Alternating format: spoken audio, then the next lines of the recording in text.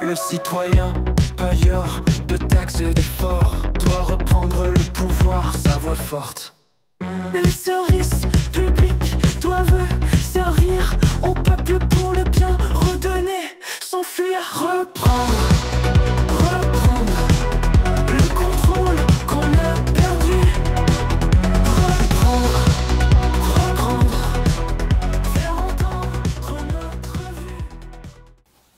Dan Gigoté pour la semaine de l'autosuffisance, capsule avec mon ami Yannick Tremblay, le philosophe. Oh! Yannick. Hey, salut Dan! Welcome. Hey! Yannick, on va effleurer, dis-nous un peu, Fondation VGCube, qu'est-ce que tu fais en lien avec l'autosuffisance? Absolument, absolument. En 2017, moi, j'ai démarré une petite opération à la maison pour faire pousser des légumes à la maison avec les enfants. On a travaillé dans l'autonomie alimentaire avec, on avait appelé ça un VGCube à l'époque. Fait que c'était un baril avec des lumières, puis c'était dans 6 pieds carrés, puis on mangeait là-dedans tout le temps, c'était vraiment le fun. Puis, à un moment donné, là, les amis se sont venus à venir à la maison et ont goûté à ça en disant « C'est donc bien le fun ton affaire, tout ça, ça coûte cher l'électricité. » Mais non, c'est donc bien le fun. Puis là, ça s'est développé, c'est devenu une entreprise. Puis là, de plus en plus, je me suis conscientisé par rapport, tu sais, dans les capsules d'autonomie, on parle souvent qu'il y a des événements qui changent dans notre environnement, le monde change, il y a de l'incertitude qui se glisse dans le quotidien. Puis là, je me suis vraiment comme appliqué à m'initier au concept de l'autonomie, qu'est-ce que ça impliquait, tout ça. Fait que c'est parti d'un truc dans le fond du sous-sol chez nous pour s'amuser avec les enfants à une histoire où on se disait, ben coudonc, l'autonomie, les gens, là, maintenant qu'on comprend que c'est essentiel, il faut que ça aille plus loin. Fait que dans mon cheminement, ce que j'ai fait, c'est que j'ai séparé les deux. J'ai dit, VGCube, ça va faire des équipements, des logiciels, puis la fondation, ça va faire la promotion de l'autonomie, mais l'autonomie au sens large. Fait que c'est là qu'on s'est mis à se dire, ben regarde, l'autonomie, c'est quoi? C'est ensemble, premièrement. Oui, c'est des notions de base, à savoir pourquoi, premièrement, est-ce que je ferais l'autonomie? Ça prend une espèce de détermination, parce que l'autonomie, c'est pas toujours facile. Ça demande certains sacrifices, certains investissements. Il y a des fois des échecs, des fois des réussites. Fait qu'il faut être capable d'assimiler ça, puis de transformer ça en positif. Puis c'est toujours plus facile de le faire lorsqu'on est avec des bons amis, lorsqu'on est en famille, lorsqu'on est en communauté. Fait que l'autonomie, ça s'atteint, ça j'ai découvert ça avec l'expérience, avec les recherches, beaucoup avec les communautés d'amis, avec l'entraide. Puis la fondation, elle, son objectif, c'est de soutenir le développement des communautés d'autonomie, de soutenir le mouvement autonomiste lui-même au sens large, pas juste en termes de faire pousser des légumes, mais l'autonomie, un peu comme dans les capsules que tu fais, c'est que l'autonomie, c'est pas juste la nourriture, c'est vraiment... C'est global. À large, puis c'est des choses qu'on avait avant. Fait qu'on est comme pas en train de réinventer la roue, on est juste en train de la mettre 2.0, tout simplement. Fait que VGCube fabrique du matériel, puis la Fondation fait la promotion de l'autonomie. Parlant dans une autre capsule, on parle pour les gens qui ont des terrains, ou même petits ou grands, on parle de cultiver à l'extérieur des légumes avec les jardins autofertiles Régent Roy et Maguirois.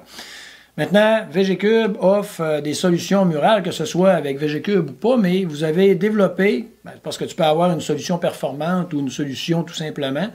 Donc, quelqu'un qui est en appartement ou pas de terrain, il y a une façon de mettre la main à la pâte, être dans l'action, puis dire, hey, même sur mon balcon ou chez nous, dans ma maison, je suis capable de dégager à la verticale des espaces.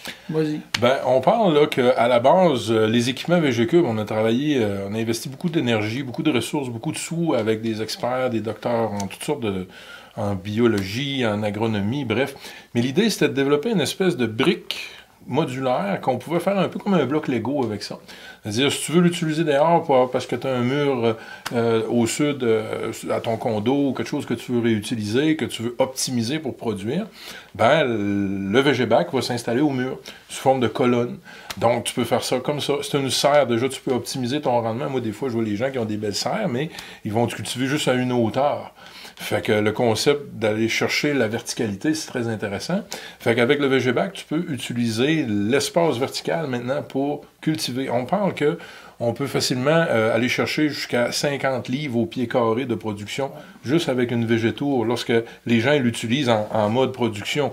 Si tu dis, je fais pousser un légume que je vais récolter à tous les 6 mois, c'est pas la même chose. Mais si tu vas penser en termes, moi, je veux tout le temps pignocher dans ma végétour quelque chose, ben là, ça produit parce que tu vas choisir les bonnes variétés. 50 livres, c'est assez pour nourrir un gars de sumo. Ouais, il va peut-être être plus mince, par exemple. Puis, ben, c'est un peu ça. Fait que dans le fond, le Végébac, lui, on l'a développé sous forme de végétour qui peut s'étaler sous forme de végémur. Et dans le fond, on l'utilise à l'extérieur, mais aussi à l'intérieur. Donc, on a acheté une petite usine à Saint-Félicien, un petit atelier de production. On a fabriqué des équipements. Puis là, on est en train de tout mettre en place pour lancer la commercialisation des tours à jardin, mais québécoises. Donc, c'est des tours à jardin qui vont utiliser les terreaux, des terreaux qu'on peut fabriquer, qu'on peut amender nous autres mêmes avec les sols. Donc, moi, comme par exemple, je fabrique mes propres fertilisants avec des plures de bananes séchées, avec les cafés, le mou de café, bon bref. Il y a toutes sortes de recettes comme ça que tu peux utiliser. Tout est possible. C'est ça. Puis chaque plante va favoriser un engrais particulier. Fait qu'une fois qu'on sait un peu comment ça fonctionne, ben ça devient comme assez le fun. À chaque cycle, tu sais qu'est-ce que tu as à faire. Tu vas faire ton petit ménage, tu vas replanter tes légumes. Puis tu vas tout le temps manger parce que tu vas pas planter ça d'un coup sec. Tu vas planter un bac, un deuxième, un troisième, etc. Ce que tu dis, c'est que moi, là, j'aime ça dans les capsules qu'on fait en ce moment pour l'autosuffisance, se suffire à soi-même. On invite les gens à être dans l'action. Donc, tu dis, pour une personne, c'est possible qui part de zéro de facilement apprendre des concepts de jardinage intérieur à travers... Absolument, oui. Puis vous avez de l'aide ou du support? Ou... Ben, nous, en fait, on offre les webinaires à toutes les semaines. Donc, on a une séance dans l'après-midi puis une séance le soir à 18h30. Fait que les gens, ils s'inscrivent, ils reçoivent le lien puis ils viennent participer au webinaire. Puis là, toutes les questions sont permises. Est-ce qu'ils veulent avoir des trucs pour former des communautés d'entraide? Est-ce qu'ils veulent avoir des trucs pour faire pousser les légumes d'une façon plus optimale? Comment faire pour aller chercher plus de rendement dans les équipements qui se sont procurés? Donc, à partir de ce moment-là, c'est vraiment, là, dépendamment des gens qui vont venir assister au webinaire, c'est là qu'on va ajuster le contenu. Mais idéalement, c'est l'objectif de la Fondation, c'est de prendre tout ce qui existe comme moyen de production, que ce soit des végétaux, des végémurs, des serres, des jardins autofertiles, même des gens qui vont faire de la cueillette en forêt, des gens qui vont faire le champignon, bref, puis de fédérer ça sous forme de grille de sécurité alimentaire. Fait que c'est un concept où l'intelligence artificielle va servir l'être humain au lieu de l'asservir. C'est-à-dire qu'elle va dire, bon, ben Daniel, qu'est-ce que tu manges? Yannick, qu'est-ce que tu manges? Un petit peu moins que Daniel, mais dans ce cas. Après ça, qu'est-ce qu'on mange, nous, dans notre communauté? Tu sais, parce que ça entraîne. Puis l'idée, c'est que c'est le fun. Normalement, le modèle de communauté que j'ai étudié, là, c'est entre 12 et 25 personnes. Tu sais, que c'est un modèle, on appelle durable, tu sais, de petite communauté. Mais là, on parle qu'on rentre en milieu urbain. On parle qu'on veut étaler l'autonomie plus large pour se donner de la sécurité au niveau civil et au niveau alimentaire. Parce que quand on manque de nourriture, on arrive, ça prend à peu près là, 2 à 3 heures quand les épiceries sont vides avant que les gens pognent la panique. Puis ça, on veut éviter ça. On veut que les épiceries soient toujours quelque chose de disponible, parce qu'il y a des céréales, toutes sortes d'affaires, mais en même temps, on veut être capable de se donner une certaine forme de sécurité alimentaire de base et de qualité. On veut pas faire pousser des trucs qui sont pleins de produits chimiques, c'est bien sûr. On va faire pousser des trucs qui vont nous remplir quand on les mange. Fait que les gens, on va partager ensemble l'ensemble des connaissances qui sont disponibles, à savoir, bon, ben, si toi, tu fais un type de, exemple, l'électroculture, ou si tu fais du biodynamique, ou bref, de la permaculture, bon, bref, c'est quoi vos trucs, qu'est-ce qui est bon pour moi, qu'est-ce qui est pas bon pour moi, parce que dépendamment d'où tu es, ton sol, la température, le climat, il y a toutes sortes de solutions qui sont adaptables, puis l'idée, c'est de fédérer ça, de rassembler ça, de concentrer ça, et de mettre ça au service des gens pour les amener, pour nous amener collectivement à un niveau d'autonomie qui va nous donner cette sécurité-là. C'est ça qui est important. Parfait. Une personne seule ou un couple désire ou n'a pas encore eu l'idée de l'autosuffisance, quels seraient les incitatifs à dire « Hey, c'est important de faire les premiers pas ou d'être dans l'action pour commencer à s'autosuffire. » Moi, je vois des incitatifs économique, premièrement, au niveau... je vais donner un exemple pour moi. Produire mes poulets, mon cochon, pour 1000 $, j'arrive à nourrir 5 personnes pendant 9-10 mois, là, facile, sans qu'on n'ait aucune restriction en produisant mes choses. J'ai un terrain. Par contre, si on prend la globalité des gens, n'importe quel individu, c'est quoi les incitatifs à dire pourquoi tu irais vers l'autosuffisance et puis rejoindre des regroupements régionaux?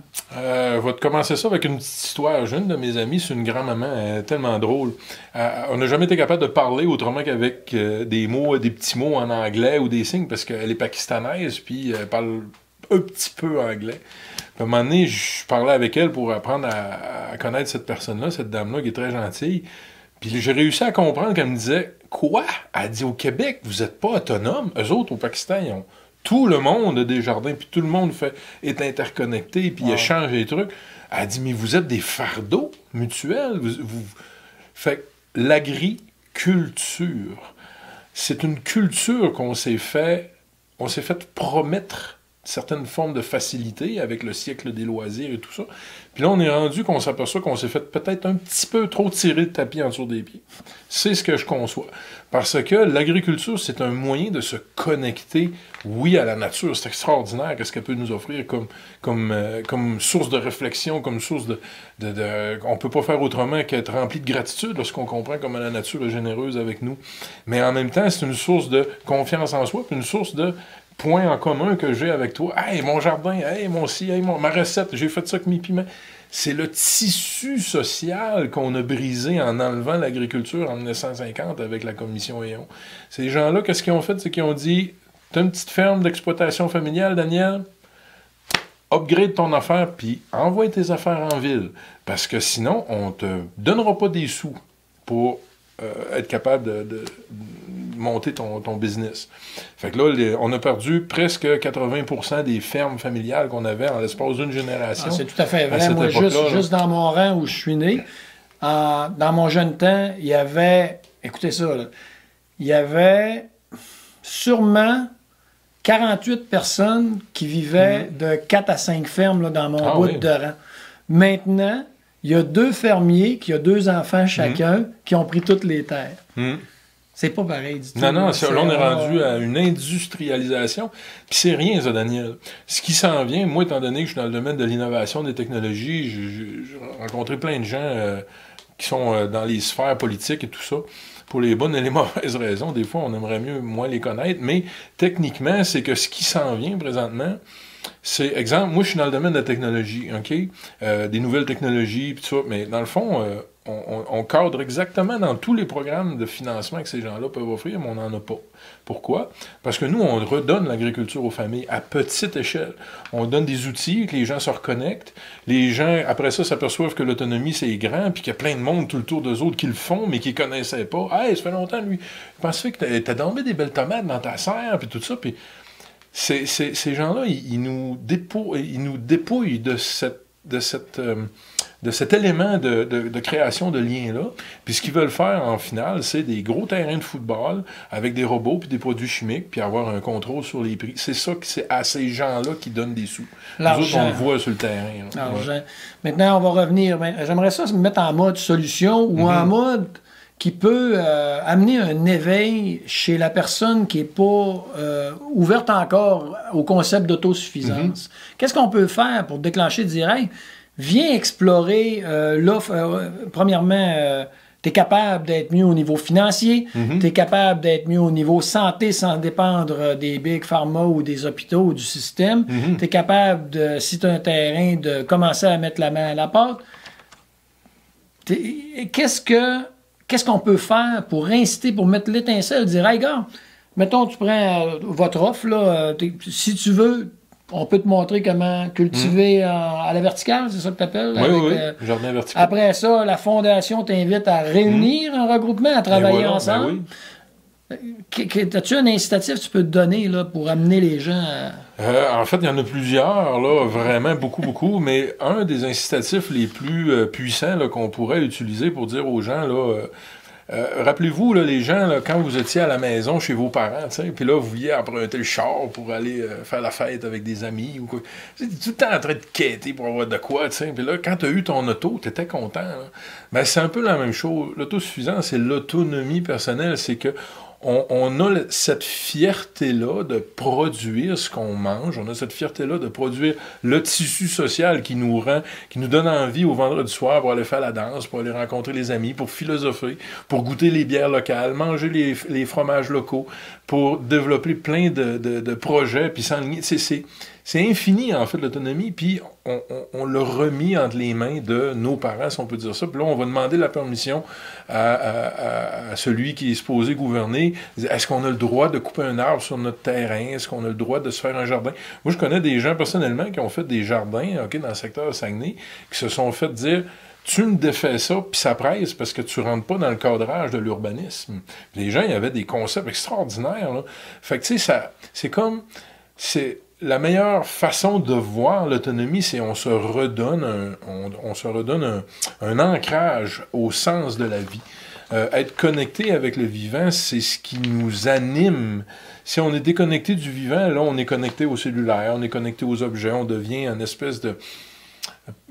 je pourrais dire un cerf-volant matérialiste. On se laisse aller au gré des tendances. Ah, là, tout le monde s'habille en rouge, cette année, je vais m'habiller en rouge. Oui, mais t'as déjà assez de linge, pourquoi tu te rachèterais du linge en rouge? Ça, c'est du gaspillage. Là, on embarque après ça dans le dire, il y a trop de monde sur la planète parce que à 9 milliards, la planète a été étouffée. Non, mais arrêtez de gaspiller. Consommons d'une manière intelligente. On pourrait mettre 10 fois plus de monde, selon les experts qui sont pas sponsorisés par les big pharma de ce monde sur la planète. Très bon. Moi, je vois ça, la question que je pose aux gens, c'est êtes-vous confortable à être 100% dépendant d'un système? Alors, comme mot de la fin, puis tu as le temps de le faire vraiment, peux-tu montrer aux gens la nécessité de développer cet aspect d'autosuffisance pour la communauté par rapport à ce qu'on vit au niveau géopolitique, puis au niveau local, provincial ici, de l'endettement, du prix des denrées, du taux de taxation le plus élevé en Amérique du Nord, puis d'une gestion totalement inefficace de nos ressources en ce moment. C'est mon avis et je le partage, faite par nos gouvernements. Comment arriver à dire qu'il y a une nécessité de développer puis s'investir dans l'autosuffisance? C'est reprendre son pouvoir, Daniel. C'est ça la clé. C'est reprendre son pouvoir parce que quand ton pouvoir, tu l'as plus entre tes mains, comment peux-tu être satisfait de ta vie? C'est impossible. Tu vas toujours être balayé par « Ah, là, j'ai une nouvelle voiture, elle est rouge, puis 2 jours après, ah, il y a une graphine, puis là, t'es fâché, t'es plus content. » Tandis que quand t'es satisfait de ta vie, Daniel, parce que c'est toi qui s'occupe de ton système immunitaire, hein, tu as fait une émission là-dessus, c'est toi qui vas s'occuper, qui va gérer tes finances, parce que t'as le contrôle sur ce qui rentre, sur ce qui sort, puis t'es plus diligent, t'es plus vigilant par rapport à cette énergie-là qui est l'argent, à quoi est-ce qu'elle va servir. Est-ce que je vais en mettre un petit peu de côté pour investir dans une végétose? Est-ce que je vais en mettre un petit peu de côté pour aller suivre une formation en jardin auto-fertile? Est-ce que je vais en mettre un petit peu de côté pour aller apprendre à cueillir les champignons? Il y a tellement de solutions d'être fier de soi, puis de se redonner confiance, parce que sans confiance, tu peux pas aller vers l'autre. Sans estime, tu peux pas aller vers l'autre. Fait qu'automatiquement, quand tu es enfermé, on parlait de solitude dans une de tes capsules, quand une personne est enfermée dans son univers de chambre à écho, on peut dire ça comme ça, là, ça devient très dangereux, pour sa santé mentale, puis elle devient un client potentiel pour les antidépresseurs. Mais tu sais, c'est une roue comme ça. Ils nous ont promis la facilité. C'est facile d'aller à l'épicerie. C'est super facile. Tu rentres, tu sors ta petite carte de plastique, tu dis tiens, je veux tout ça. Puis c'est fini. Tu t'es pas posé de questions. Mais où est-ce qu'elle est la fierté? Où est-ce qu'elle est maintenant, il faut lire pendant 2 heures de temps. Les ingrédients. Oh, c'est épouvantable quand tu te mets à checker ça. C'est plus, sincèrement, les aliments transformés, les gens, c'est plus des aliments, c'est des poisons. Arrêtez de rester dans cette forme d'ignorance-là, de dire je vais accepter de manger. C'est vérifié et vérifiable ce que tu dis là, c'est quand on a juste à regarder la liste d'ingrédients. Ben oui. Donc, VGCube, comme mot de la fin, tu arrives avec des solutions pour les gens qui n'ont pas de terrain. La verticalité. Une différence que je tiens à dire, c'est que le concept à Yannick, c'est combien de livres de terre qu'il y a dans vos VGBac? C'est 13 litres de terreau par VGBac. 13 litres de terreau par VGBac, ça fait une différence qu'être dans d'autres concepts, c'est juste hydroponique ou autre. Là. Il y a vraiment le concept de terre et d'enracinement. Ben, ça goûte. Les légumes sont vraiment savoureux parce qu'on leur donne des nutriments qui vont les charger avec les saveurs, avec les valeurs nutritives aussi, là.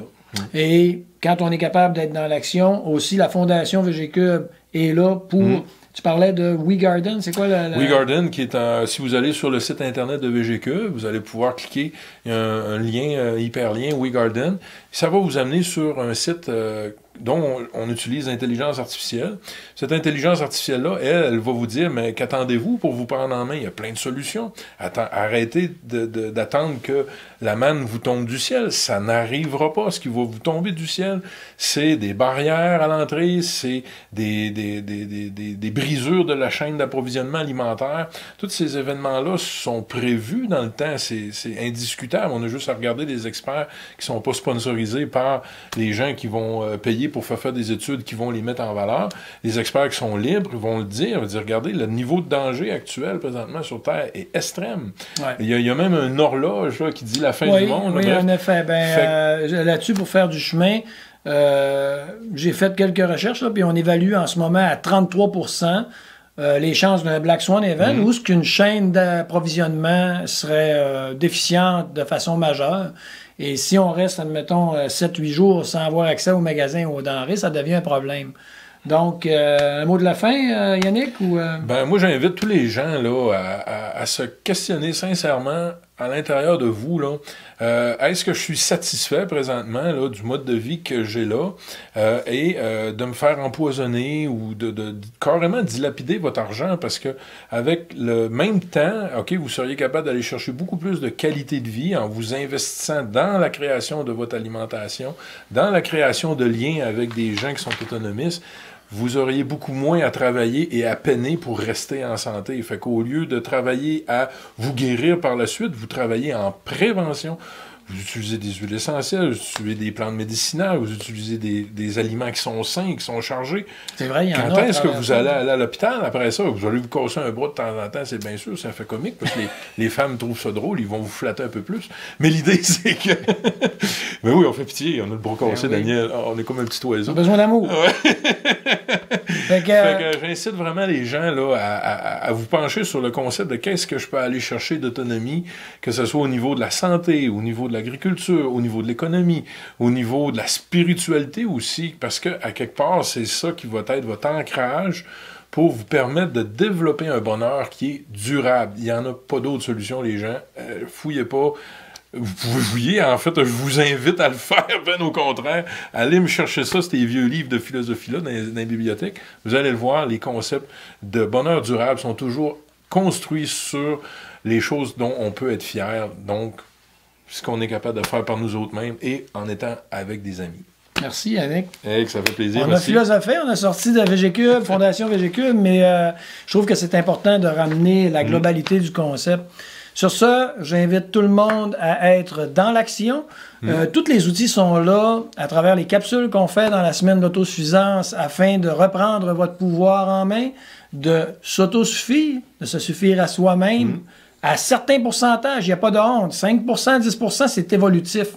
On commence tous à quelque part. Donc, on vous invite à rejoindre le grand chantier de l'autonomie qu'on fait ensemble. Et il n'y a rien que du positif à l'autosuffisance. Prenez soin. Merci.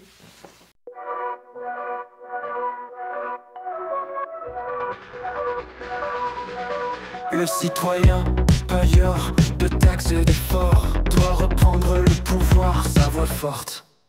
Les services publics doivent servir au peuple pour le bien, redonner, s'enfuir, reprendre.